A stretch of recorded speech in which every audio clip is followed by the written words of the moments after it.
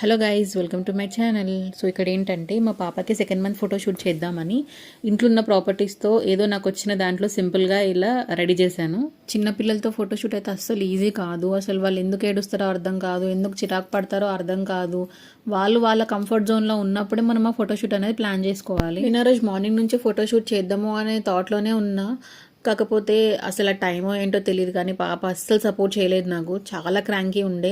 So తనని ఎందుకు ఇబ్బంది పెట్టడం అని చెప్పి నేను లైట్ తీసుకున్నా. కానీ పోస్ట్పోన్ చేస్తే నేను మళ్ళీ అక్కడ నెగ్లెక్ట్ చేస్తానేమో అని. అప్పుడు ఆల్మోస్ట్ ఆల్ టైం 10:30, 11 అవుతుంది నైట్. పాప పడుకుంది.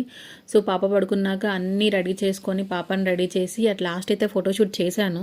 మెలకుతో ఉన్నప్పుడు పిక్స్ బాగుంటాయి, కాకపోతే ఏంటంటే వాళ్ళ కంఫర్ట్ ఇంపార్టెంట్ కదా. సో అందుకే నేను పడుకున్నప్పుడు పిక్స్ తీశాను. ఎలా ఉన్నా సరే కానీ తనకైతే ఒక మెమరీ అనేది క్రియేట్ చేశాను కదా. So I'm happy for that. Photos and reels అయితే నెక్స్ట్ వీడియోస్లో పోస్ట్ చేస్తాను. Stay tune. అండ్ మీరు ఇంకా సబ్స్క్రైబ్ చేసుకోకపోతే ఇప్పుడే సబ్స్క్రైబ్ చేసుకోండి. Thank you. By by.